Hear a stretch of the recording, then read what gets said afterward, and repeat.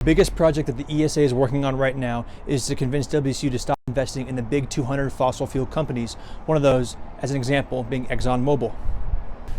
As you can tell, there's a huge difference between GCU's campus and Washington State University's campus. And there are many students at Washington State, a few in particular, who are really looking forward to getting rid of the mask mandate. Music Coliseum does not have the tendency to be filled up very frequently, as our basketball teams have not been very great.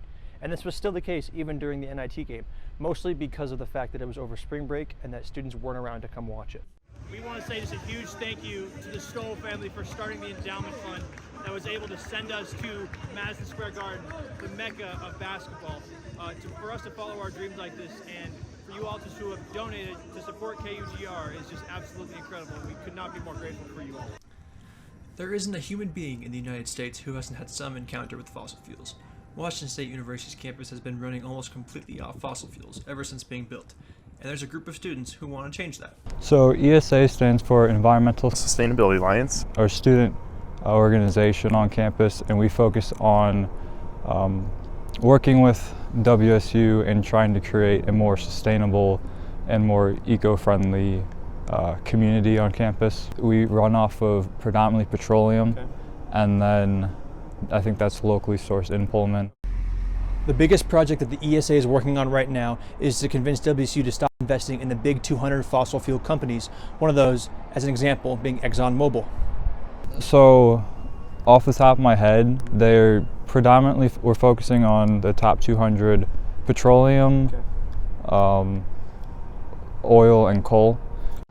The ESA is also trying to provide alternative solutions to WSU, options that are more sustainable. I mean, you see windmills all across Washington. When I drove here from Bend, I saw, like hundreds, maybe even thousands of windmills, and I think there's a really great opportunity for WSU to be using renewables.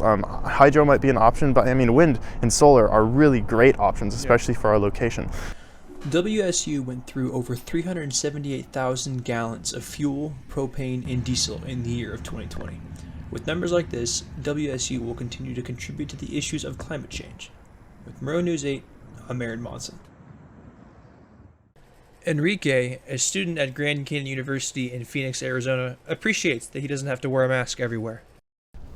Just seeing my environment, having that instinct not to put on my mask first, when I'm walking around campus. With a mask mandate in Washington State coming to an end on March 12th, Enrique says the biggest thing students can look forward to is seeing everybody's faces again.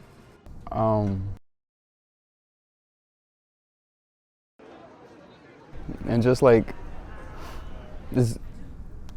normal, like old times, yeah. As you can tell, there's a huge difference between GCU's campus and Washington State University's campus. And there are many students at Washington State, a few in particular, who are really looking forward to getting rid of the mask mandate. I'm happy to hear it's being lifted. I mean, I feel like if you were going to announce it, you might as well just lift it when you announce it. Keegan also says he's not too worried about people not wearing masks on campus anymore. It's not going to affect anything. The only place I could really think of this affecting is sporting events, but people don't really wear the masks there anyways. I mean, it's not really enforced. While masks are not directly enforced at Washington State sporting events, they definitely weren't at this GCU basketball game. On March 12th, we're going to find out if WSU's campus stops looking like this and starts to look a little more like this. With Monroe News 8, I'm Monson.